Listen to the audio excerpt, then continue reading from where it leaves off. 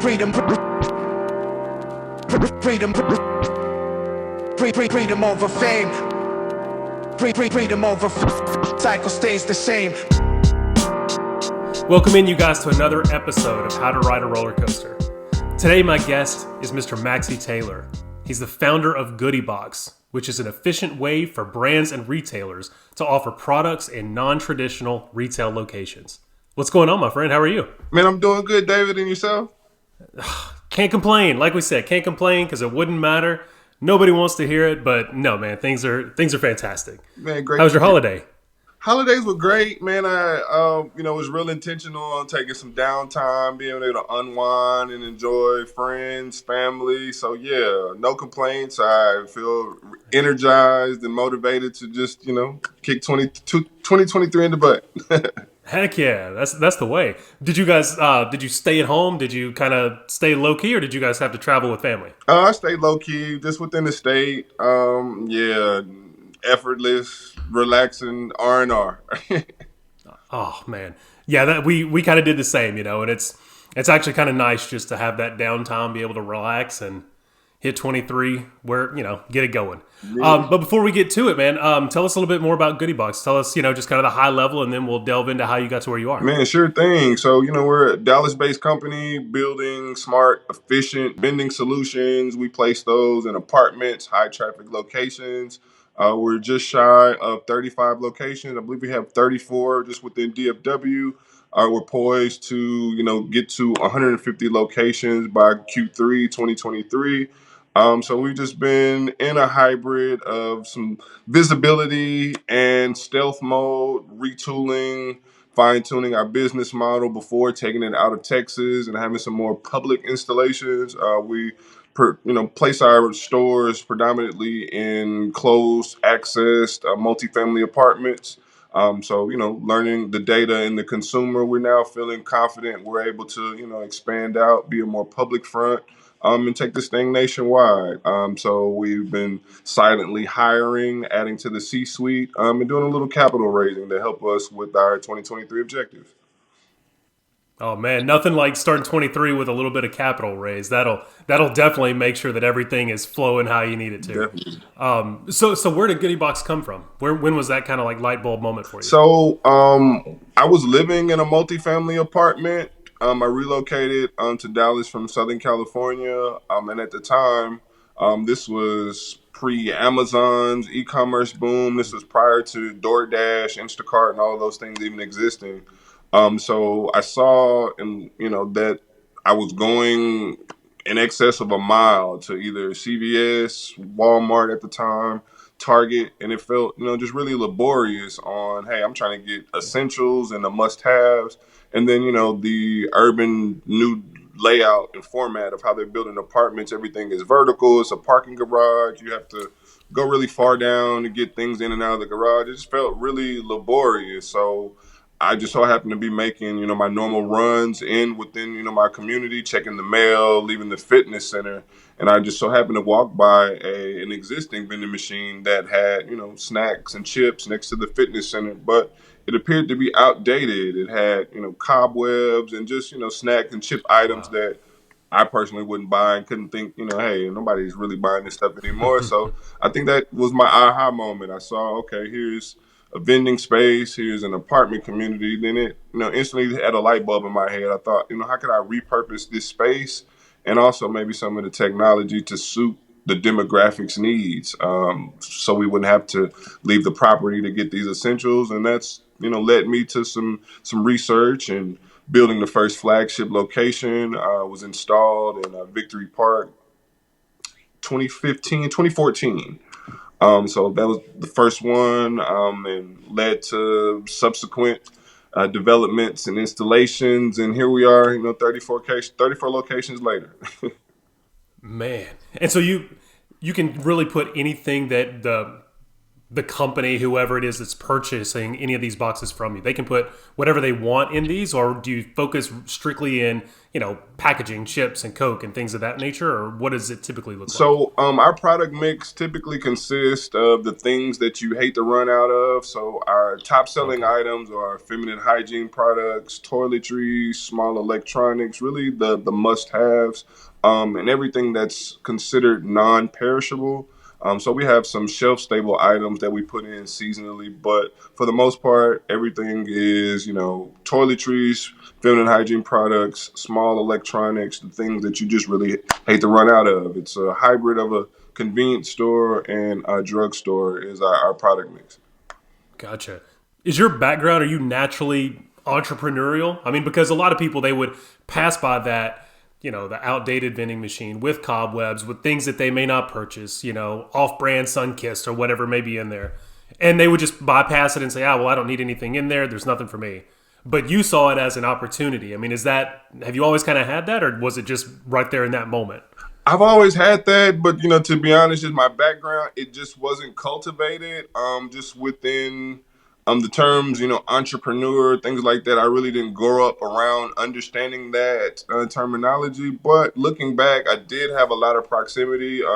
My grandfather owned a small bodega and convenience store where he would offer, some of these items. So essentially, I grew up in the environment and just, kind of take my experience, saw an opportunity and kind of the evolution of what my Awesome. grandfather started in making a kind of a bodega convenience store kind of component. But yeah, I kind of got inundated with the data of seeing how um, retail apocalypse was something that was a coin term, and seeing how large, big box, and even small, medium retailers were struggling with the most costly is their real estate. So that Yeah. data and just this entrepreneurial knack just kind of uh, ig- ignited that time with an opportunity, and then it's just been just unreal from that point. So what was day two like? You see it on day one, you sleep on it, the idea is marinating. What happened on day two? So day two, I figured that hey, a vending shell is pretty much common. So the research began on day two on figuring out the internal components on, okay, hey, I don't want to dispense snacks and chips. What if I wanted to do, toilet paper or, these larger items that I could see that were a need. So I was trying to wrap my head around, okay, what could I utilize inside that could dispense this appropriately? So my first inkling was to stumbled upon robotics, and that I found a X and Y axis component of robotics that is essentially the pushing and pulling arm that was inside of the box. So I sought that company out, the engineering of that, and wanted to figure out, okay, I see that X and Y axis that looks like something I could utilize, and how can I put it inside the box? So that began, step two on figuring out how that would work, and then, having the engineering and design component to be curtailed to a kiosk, so to speak. And that was, day two from that point. So is your background more on that engineering side so that you could think through that, or It's not. My background is asset management. I came from commercial okay. banking, real estate, nothing dealing with engineering whatsoever. But, Wow. just how my mind works, if I'm interested and become intrigued by something, I'm an avid researcher. So, the information, I didn't feel, that it was that technical or too difficult for me to understand. So yeah, just figuring those components out, asking the right questions, hitting up the right people, just trying to make it make sense. I've always been, a researcher, relationship management person. So my forte is, not being comfortable in not knowing everything, but knowing how to get the right person on the phone or the right people involved to just to make it make sense for the bigger picture. Yeah. And I think that that's a great thing to point out there, because similarly, my background's not in engineering, so that would have been a huge hurdle, or hill to climb right there, just because I'm starting at zero. Sure. But I think you nailed it. If you can, the information is out there. If you can research it, if you're looking for it, if you can put yourself in and around those people that might already have that information, then you can just kind of become the sponge. You can just soak up that information at a rapid pace. Absolutely. And so these boxes, are they similar to the traditional, where when a product runs out, they're just out until somebody comes and refills, and you have somebody kind of going back and forth? Or what is kind of, I guess, the maintenance side of that look like? Great question. So it's not the standard. That was something that I had to foresaw that, hey, it could be, again, really laborious on the maintenance and the replenishment side of keeping these, fulfilled. Right. So that led me to probably, I would say, maybe week 2 on figuring out the remote management and also the internal components, which uses RFID sensors that allows for product management remotely. So if, hey, I can get an indicator if this shelf is down to 3 items and not, fully depleted, let me know, hey, it's a low inventory alert. It sequences, our internal staff to get the products ready to be able to be replenished. So the sensors inside were really ideal for building a remote management system to be able to view products in real time and also have a kind of like a guide view on the replenishment and the logistical side of the business. And you said that was week 2. That was week 2. Man, that's crazy. No, so cool. And so can these be customized based on where they go? So if it's in an airport or a multifamily apartment complex or a school, wherever the case, can they be kind of customized? Sure. So the standard measurements or specs is roughly about 7 foot in height, about 2.5 foot in depth, and roughly 4.25 feet wide. But there have been modular add-ons that allow for more narrow or long space that could be, airports and other locations. So it's definitely customizable. But we just found that a standard footprint and a changing product mix was better suited than just having, just a larger or custom box that proved to be consistent and eliminated a lot of variables with just customer requests.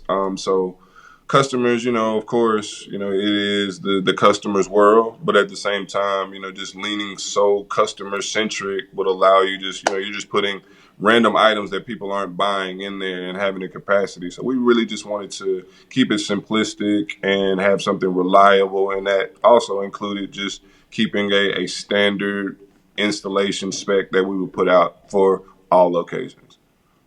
Gotcha. And so you said that you're kind of taking everything back, making sure that everything is kind of in place before you go outside of Texas. Yeah. What are those things that you kind of need to get in place, or before you look to tack on another 13 states or whatever that growth plan looks like? Sure. So Texas is, I don't want to say an anomaly, but undeniably the growth in multifamily developments and apartments in the Texaplex, Dallas, Fort Worth, Houston, Austin has been unmatched. I mean, we've had tens and thousands of apartment developments that have Everywhere. happened within the last 10 years, and the growth trajectory in other markets isn't on par with that. There's some existing inventory, and kind of segueing, these developments that have happened within Texas have been primarily Class A multifamily apartments. So in other markets within, the other states, there's, existing inventory of Class B, Class C, or what we would call garden style. So garden style is more of a, you drive in, you walk up versus the more vertical urban infill design. Gotcha. So Sure. our vantage point looking out is, of course, we feel that we understand the consumer. That was really, what we were in the field to prove. There's a person that, buys certain items. They're inclined to buy it from a kiosk, something omni-channel, if it works and makes sense.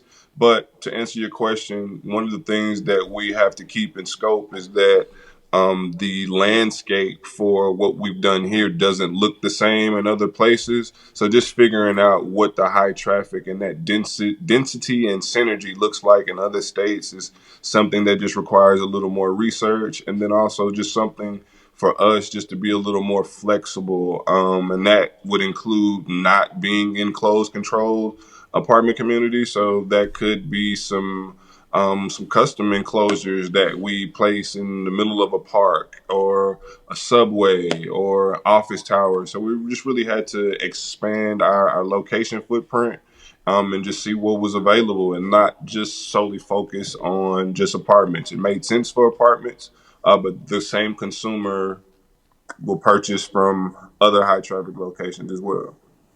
Right. Are there certain places that are harder to get into than others, such as like airports? And I just assume that real estate space in places like that are already kind of designated. Yeah, Is that how that happens versus maybe a multifamily apartment that's still in construction phase where maybe that real estate isn't yet allotted? right. So yeah, the airports, how they do business is totally different.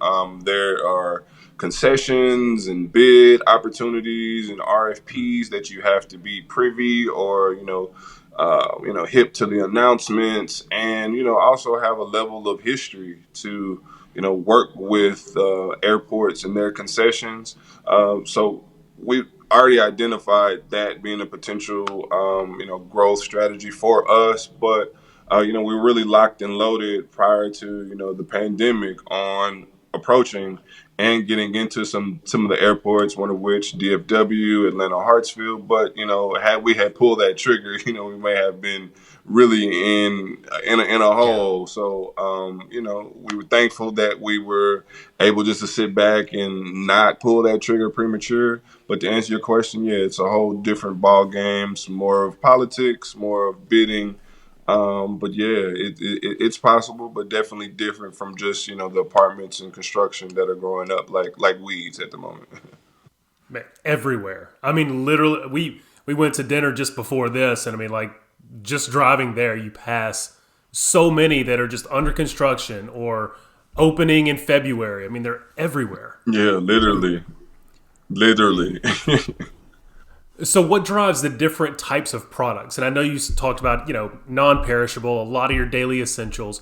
But do you guys have analytics or data, or is it customer feedback? What drives the products in a certain place, and are those different depending on the place? No, great question. So yeah, we do a lot of our own analytics that stems from the existing retail sales. So specifically, we could take a zip code, do a query on the top 100 selling items, and then that gives us a vantage point on what is hot, what's popular in this locale and vicinity. And then we take a little bit of common sense paired with customer feedback to curtail something that makes sense for the actual location. So it has some consistency, but there are some variables. Certain developments, they like oat milk better. This certain property they may like almond milk or soy. So it's different variables that may happen, but the product mix is consistent, but a few tweaks. But we use combination of a locale query, common sense, and a little bit of customer feedback too. Okay. Do all your customers, are these rented or are they purchasing these boxes? They are utilizing a licensing and a revenue sharing structure. So typically, the license gives them access to our product mix, our proprietary information that we discussed about, how we're providing and getting the product mix together. And it also allows them to utilize our name, image, and likeness for their marketing, for Sure. getting new people into the apartment, so on and so forth. And then we negotiate a revenue share in exchange for the space. So typically 80-20, 90-10 split, 10 allotted, them for an exchange for the space. And they're able to make a little more money than they would with some underutilized space, or, just more money than just some snacks and chips that are bringing $300 or $400 whenever they get it. Interesting. So, what is the marketing for something like this? I mean, even when you first started, maybe built the very first box. I guess it was week 2 in, after you had everything mapped out, engineered, built how you wanted. What was the marketing like for this? I mean, was it 1-to-1? I mean, how did you kind of start to get that name out there? So I took an existing book of business from just my relationships. I had relationships, commercial banking, lending with shopping centers, convenience stores, hotels, and some multifamily apartments. So that actually got me my first few locations, and then it led to like word of mouth and then internal business development where we would just keep an eye on, like you mentioned, there's so many apartments that are coming up. You can drive around and see construction permits, get details, and just do the business development and reaching out at the right time. And that's been successful today. And also just the referrals, this property management company, and the now thing is that they're actually working together. Sometimes you have a construction arm and a property management company, and they're working together and they communicate certain specifics for the amenities. And that's been successful today. So, this property management company was working with this construction company, and they say, hey, yeah, that's cool. And then they've been mimicking that strategy so far. And we, haven't had to, haven't had to spend any money, large money on marketing. But, as we go out and, get into other locales and high traffic locations, that's part of our fundraising, that we need to, increase brand visibility and get the word out outside of our existing network. Okay. And so you've been, founder and running Goodieboxx for the last several years.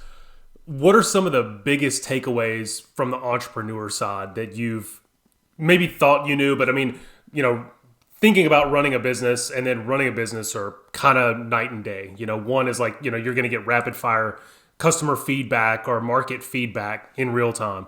What are some of those big time takeaways that you've had since you've been running and now growing Goodieboxx?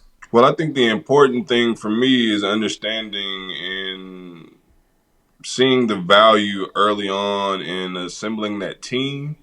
There's, a lot of things personally as an entrepreneur or solo that makes a lot of things difficult. So identifying the vision and the end goal and being able to motivate and bring the right team on early, would eliminate a lot of, friction and nuances. So that's something that, I identified really early on. But then at the same time is that I didn't want to be premature with bringing someone who's on that was didn't have the startup ethos. I feel a lot of people that I see, they're hip and privy to startups, but they bring the same kind of W-2 mindset to the ball game. It's like, hey, I just want to clock in and clock out and get a check, but not really understanding, what I'm saying, how you could put some skin in the game and get some equity in addition to a check, and what that needs, how can you utilize that to get to the next step. So having that mindset from people that are willing to get in the kitchen and get dirty and eat at the same time. So figuring that out in addition to assembling the team, I feel is really important. And secondly, I would say having a mindset coming in that there's going to be some no's, there's going to be some closed doors, there's going to be some sleepless nights and some non-profitable nights going in. Yeah. So having the mental wherewithal to prepare yourself for that is really vital to your mental health, and not thinking, like you said, that this is just an overnight, this is a snap thing that's just going to happen. And it's going to be some bumps in the roads and some sacrifice that you need to have the intestinal fortitude just to be able to endure throughout. So preparing yourself mentally for that, preparing your girlfriend, your spouse, anybody else that's around you. Hey, it's entrepreneur life. It's inconsistent. No day is the same. Just to be, to say the least, transparent and know that coming in, just to have your mind right and have the people around you right as well. I think it's really, really vital to, getting you to the next steps as an entrepreneur. Yeah, couldn't agree with those more. I mean, same thing. If it boyfriend, girlfriend, significant other, family members, especially those that live in your house, it's this is different. Working on Saturdays, working on Sundays, working at when everybody else isn't, you're a lot of times working, or you're just kind of always on. Exactly. But yeah, I mean, you have to get better at sales, I think, and it's just that skin, because you're gonna hear a lot of no's. You're gonna have those days where nothing, all the ones you've been working on all say no at the same time. I Right. mean, I remember that was one of my biggest kind of mindset shift days, was working on 3 different potential customers, and then it had been working on them for weeks, and then all in the span of about 6 hours, all 3 said no. And you just Wow. come home at the end of that day, and it's just like, Yeah. man, Then it's something but else. It's like it's the plumbing in the kitchen sink went out. On top of oh, that, of it's just course, it's life and business, and they just, man, sometimes they can just beat you up at the same time. So yeah, I oh, definitely you get that. got it. So what's next? You talked about potentially expanding outside of Texas, given the right scenarios, market research, validation. True. What's happening after that? Like, where do you envision Goodieboxx in, say, 5 years? What does that look like? Well, we have a really cool 2.0 of Goodieboxx that basically takes our best practices of a standalone retail store, utilizes a self-driving platform that would allow for us to create essentially a store on wheels.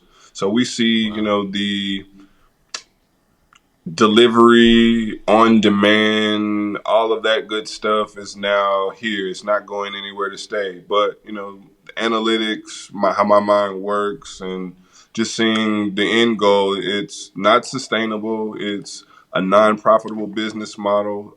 So we feel that our best practices paired with the 2.0 technology will give us a competitive advantage in, of course, streamlining convenience, but eliminating the need to have something just standalone.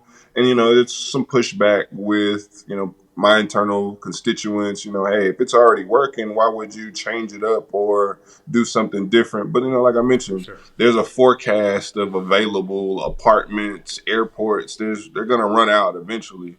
So the goal is that, again, we have identified a consumer that we can serve anywhere, regardless of that location. So the goal is, to take those best practices, and keep fine tuning our business model. We feel that, there will be a convenience model of the future that we're poised to, be, a brand moat, if you will, for Yeah. what is a goodie box, that distinguishes us from we started in a vending perspective. So that's our goal, to usher in us being a brand mode and carving out our own lane. And in 5 years, we see ourselves being a omni-channel brand that prides ourselves with convenience and technology being something for the millennials by the millennials is what we see for us in 5 years. Love that.